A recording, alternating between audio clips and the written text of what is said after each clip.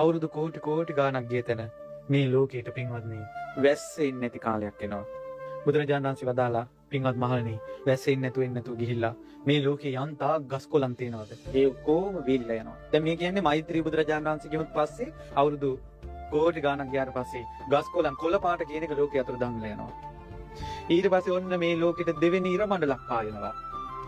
ඉර පායනවා. පින්වත්නි මේක තමයි සත්‍යය. මේක සිද්ධ වෙන දෙයක්. බුදුරජාණන් වහන්සේ බුදු ඇසින් දැක්ක දෙයක්. පින්වත්නි මේක බුදුරජාණන් වහන්සේ ඉස්සෙල්ලාම වදාලා අනිච්චා වික්‍රේ සංඛාරා. පින්වත් මහණෙනි සියලු සංස්කාරය අනිත්‍යයි. අද්දුහා වික්‍රේ සංඛාරා. සියලු සංස්කාරය අස්ථිරයි. සීනේරු පර්වත රාජයා තියෙනවා මුහුදෙන් යට යොදුන් 84000ක්. මුහුදෙන් උඩ යොදුන් 84000ක්. පළල 84000යි දිග 84000යි. මෙහෙම පර්වතයක් තියෙනවා පින්වත්නි මේ පෘථුවියේ. අර වැස්ස නැති වෙන කාලේ සියලුම කොළ පාට නැති වෙලා යනවා. බලන්න මේ සංස්කාරයන්ගේ අනිත්‍ය ස්වභාවය. පින්වත්නි මේ විදිහට තිබිලා මේ පෘථුවියේ තියෙනවා නම් යම්තා නදී පොඩි ගංගා තියෙන්නේ සියලු ගංගා හිඳෙනවා දෙවෙනි ඉර පායපු ගම. ඉර පායලා ගොඩාක් කල් යනවා. ඊට පස්සේ පින්වත්නි ඊළඟට තුන්වෙනි ඉරක් පායනවා. තුන්වෙනි ඉර පෑවුවට පස්සේ යාකාචි මහා නදියෝ තියෙනවනේ මහා ගංගා මොනවද? ගංගා යමුනා චිරවති සරබු මහි තා උස්සුසන්ති විසුසන්තින භවಂತಿ. ඒ ඔක්කොම වීල්ලා යනවා ගංගාවක් නැහැ. කොහොම කාලයක් ගියාට පස්සේ හතරවෙනි ඉර පායනවා. හතරවෙනි ඉර පෑවුවට පස්සේ ওই ගංගා හටගත්ත මහ පොකුණෝ ඒවා වීල්ලා යනවා. අහෝ බුදුරජාණන් වහන්සේ බුදු ඇසින් බලා නිත්‍යයි ආශ්‍රසිලි රහිතයි.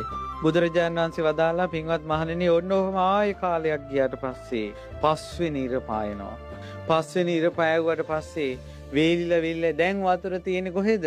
පොඩ්ඩක් හරි බේරිලා මොහොඳේ තියෙන වතුර ටිකක් සිඳිලා යුදුන් ගානක් ආපස්සට සිඳිලා තල් ගහක් පමණට සිඳිලා මිනිස්සුක් ගානට සිඳිලා ඔළුව ගානට සිඳිලා අතපය ගානට සිඳිලා දනහිස ගානට සිඳිලා කාලයක් එනවා.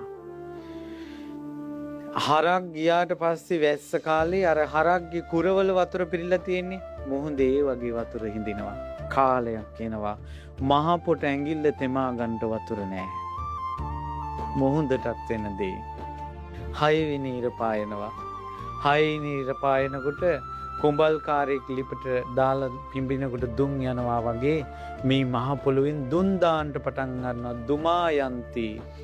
බුදුරජාණන් වහන්සේ වදාලා පින්වත් මහණෙනි ආයෙත් කාලයක් එනවා.